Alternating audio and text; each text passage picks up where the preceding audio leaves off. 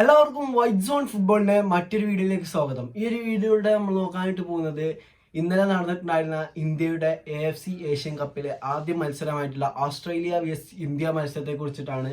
നമ്മൾ എക്സ്പെക്ട് ചെയ്തതിനെക്കാട്ടിലും കൂടുതലായിട്ടുള്ള ഒരു പെർഫോമൻസ് ഇന്ത്യ ആ ഒരു മത്സരത്തിൽ കാഴ്ച വെച്ചിട്ടുണ്ട് എന്നുള്ളതാണ് എടുത്തു പറയേണ്ട ഒരു സംഭവം. കാരണം ഇന്നലെ ആ ഒരു ഫസ്റ്റ് ഹാഫിൽ ആ ഒരു 15 മിനിറ്റ് ആദ്യ 15 മിനിറ്റ് കാണുമ്പോൾ ഞാൻ സത്യത്തിൽ വിചാരിച്ചു ഇതൊരു നിൽ ഡ്രോ അല്ലെങ്കിലും നമുക്ക് പിടിക്കാൻ കഴിയുന്നുള്ളത്. പക്ഷേ സെക്കൻഡ് ഹാഫിൽ നേരെ തിരിച്ചും കാര്യങ്ങളൊക്കെ നേരെ തിരിച്ചായിട്ട് വന്നു. സെക്കൻഡ് ഹാഫ് വരെ 50 മിനിറ്റ് വരെ ഇന്ത്യക്ക് കാര്യങ്ങളൊക്കെ ഹോൾഡ് ചെയ്യാൻ കഴിഞ്ഞിട്ടുണ്ടെങ്കിലും അതിനുശേഷം ആ ഒരു ഓസ്ട്രേലിയ സ്കോർ ചെയ്യണമെന്ന് കണ്ടിട്ടുള്ളത്. ഇപ്പോൾ ഈ ഒരു മാച്ചിന്റെ ഉള്ളടക്കം പറയുകയാണെന്നുണ്ടെങ്കിൽ ആദ്യം ആ ഒരു 15 മിനിറ്റ് ഞാൻ പറഞ്ഞല്ലോ, അതിൽ ഈ ഇന്ത്യൻ്റെ കയ്യിൽ നിന്ന് പന്ത് പോകുകയാണെന്നുണ്ടെങ്കിൽ ആ ഒരു പന്തൊക്കെ പെട്ടെന്ന് തന്നെ റിക്കവർ ചെയ്യാൻ കഴിയുന്നുണ്ട് ഇന്ത്യക്ക്. അതുപോലെ തന്നെ നല്ല രീതിയിൽ തന്നെ ഒഫൻസീവായിട്ടും ഡിഫെൻസീവായിട്ടും ആ ഒരു 15 മിനിറ്റിൽ ഇന്ത്യ കളിച്ചിട്ടുണ്ടായിരുന്നു. ഈവൻ ആ ഒരു ഓസ്ട്രേലിയന്റെ ബോക്സിൽ വരെ മൻവീർ സിംഗ് ഒരു അറ്റാക്ക് നടത്തിയ ഓർമ്മ. അതുപോലെ തന്നെ ചാങ്തെ, മുംബൈ സിറ്റിന്റെ ചാങ്തെ ഒക്കെ ആ ഒരു വിങ് കൂടെ നല്ലൊരു പ്ലേ ആണ് കാഴ്ചവെച്ചിട്ടുണ്ടായിരുന്നത്. അതുപോലെ തന്നെ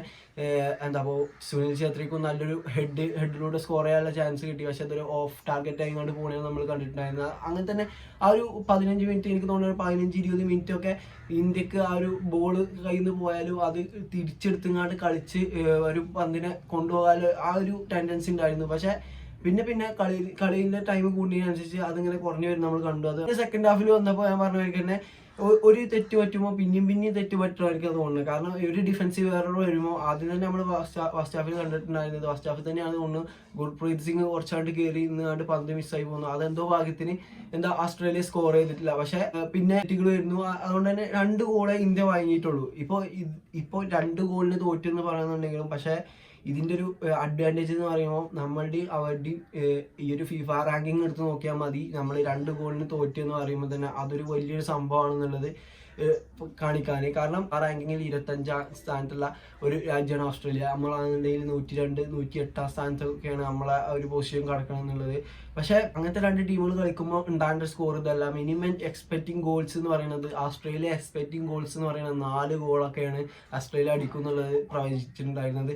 പക്ഷേ 2 ഗോളിൽ അതും ഫസ്റ്റ് ഹാഫിൽ ഇന്ത്യക്ക് ഒരു 0-0 ഡ്രോ പിടിക്കാൻ കഴിഞ്ഞു. അതിനുശേഷമാണ് ഇതാക്കിയിട്ടുണ്ടായിരുന്നത്. ഇന്ത്യൻ്റെ ഗ്രൂപ്പിൽ ഇപ്പം മറ്റ് 3 ടീമുകൾ എന്ന് പറയുന്നത് ഒന്ന് ഓസ്ട്രേലിയ, ഉസ്ബെക്കിസ്ഥാൻ, സിറിയയാണ്. ഇനിയിപ്പോൾ 2 മത്സരങ്ങൾ ഇന്ത്യക്ക് ബാക്കിയുണ്ട്. ആ ഒരു റൗണ്ട് ഓഫ് 16ലേക്കൊക്കെ ക്വാളിഫൈ കഴിഞ്ഞ് അടുത്ത റൗണ്ടിലേക്ക് ക്വാളിഫൈ ചെയ്യാൻ ഇന്ത്യക്ക് ഇനിയും ടൈം ഉണ്ടെന്നാണ് എനിക്ക് തോന്നുന്നത്. കാരണം ഈ ഒരു ഗ്രൂപ്പത്തെ മറ്റേ മത്സരമായിട്ടുണ്ടായിരുന്ന ഈ ഒരു സിറിയ vs ഉസ്ബെക്കിസ്ഥാൻ മത്സരം 0-0 ഡ്രോയിലാണ് അവസാനിച്ചിട്ടുണ്ടായിരുന്നത്. അത് ഇനി അടുത്തത് ഇന്ത്യക്ക് ഉസ്ബെക്കിസ്ഥാനെതിരെയാണ് മത്സരം. ഉസ്ബെക്കിസ്ഥാനാണെന്നുണ്ടെങ്കിൽ ലാസ്റ്റ് 6 മത്സരങ്ങൾ പരാജയം അറിയാതെയാണ് വരുന്നത്. അപ്പോൾ പിന്നെ സിറിയനോടാണെന്നുണ്ടെങ്കിൽ നമ്മൾ ഈ ഒരു അടുത്ത ഏതോ കളിയിൽ സിറിയനെ നമ്മൾ പരാജയപ്പെടുത്തിയിട്ടുണ്ട്. അപ്പോൾ ഈ 2 കളി ഡ്രോയിൽ പിടിക്കാനും അതുപോലെ തന്നെ മറ്റൊന്ന് ജയിക്കാനും കഴിയുകയാണെന്നുണ്ടെങ്കിൽ ചിലപ്പോൾ നമുക്ക് ഒരു ബൈ ചാൻസ് ഒരു ക്വാളിഫിക്കേഷൻ ഉണ്ടാകാം. നെക്സ്റ്റ് റൗണ്ട് ക്വാളിഫിക്കേഷൻ നടന്നേക്കാന്നാണ് എനിക്ക് തോന്നുന്നത്. പക്ഷേ ഇത് ഉറപ്പിച്ച് പറയാൻ പറ്റൂല. പക്ഷേ നമ്മൾ എക്സ്പെക്ട് ചെയ്തതിനാട്ടിലും നമ്മുടെ ഇന്ത്യ എന്ന് പറയുന്ന ആ ഒരു ടീം, ആ ഒരു ടീം മാച്ചിൻ്റെ അണ്ടറിൽ വരുന്ന ആ ഒരു ടീം പെർഫോം ചെയ്തിട്ടുള്ളതല്ലേ. അപ്പോൾ ഇനി വരുന്ന അടുത്ത ടൂർണമെന്റുകളിലൊക്കെ ഈ ഒരു ടീം നല്ല രീതിയിൽ തന്നെ ഇമ്പ്രൂവ് ആയിക്കൊണ്ടിരിക്കുകയാണ്. എനിക്ക് തോന്നുന്നു ആ ഒരു ഫസ്റ്റ് 25 മിനിറ്റിൽ കളിച്ചിട്ടുള്ള ആ ഒരു കളി ഇന്ത്യക്ക് നിലനിർത്താൻ കഴിഞ്ഞിട്ടുണ്ടെന്നുണ്ടെങ്കിൽ തന്നെ നല്ല രീതിയിൽ തന്നെ നമുക്ക് ആ ഒരു കളി എൻജോയ് ചെയ്യിപ്പിക്കായിരുന്നു. പിന്നെ ഇന്നലത്തെ ഇന്ത്യൻ്റെ ഡിഫൻസ് എന്ന് പറയുകയാണെന്നുണ്ടെങ്കിൽ നല്ലൊരു ഡിഫൻസീവ് പെർഫോമൻസ് ആയിരുന്നു ഇന്നലെ ഇന്ത്യ കാഴ്ചവെച്ചിട്ടുണ്ടായിരുന്നത്. ഈ ബോൾ പൊസിഷൻ നോക്കിയിട്ട് നമുക്ക് കാര്യമില്ല. കാരണം നമ്മുടെ രാജ്യത്തിന്റെ റേഞ്ച് നമുക്കറിയാം. ഏകദേശം 70% ബോൾ പൊസിഷനും ഓസ്ട്രേലിയന്റെ കയ്യിലായിരുന്നു. ബാക്കി 20% ഇന്ത്യക്ക് ആ ഒരു ബോൾ പൊസിഷൻ എടുക്കാൻ കഴിഞ്ഞിട്ടുണ്ടായിരുന്നു. പക്ഷേ ആ ഒരു ഫസ്റ്റ് ഹാഫിൽ ഞാൻ പറഞ്ഞ ആ ഒരു 25 മിനിറ്റ്സ് ഒരു 15-20 മിനിറ്റിലൊക്കെ ഇന്ത്യക്ക് ബോൾ പൊസിഷനും നല്ല രീതിയിൽ ആ ഒരു കളി കാണുമ്പോൾ ഞാൻ കരുതി പോയി ആ ഒരു കളി എങ്ങനെയൊക്കെ ട്രോൾ അവസാനിക്കാൻ ചാൻസ് ഉണ്ട് എന്നുള്ളത്. പക്ഷേ അപ്പോൾ ആ ഒരു ഫസ്റ്റ് 15 മിനിറ്റിൽ കളിച്ച് ആ ഒരു കളി, അതായത് ആ ഒരു മിസ് പാസ് ഉണ്ടെന്നുണ്ടെങ്കിലും ആ ഒരു മിസ് പാസ് പോയ ബോളിനെ റിക്കവർ ചെയ്യാനുള്ള മെൻറ്റാലിറ്റി, അതുപോലെ തന്നെ അധികം മിസ് പാസിങ് വരാത്ത കളിയൊക്കെ ആയിരുന്നു. അങ്ങനത്തെ ഒരു കളിയായിരുന്നു നമ്മൾ കണ്ടിട്ടുണ്ടായിരുന്നത്. അതിനുശേഷം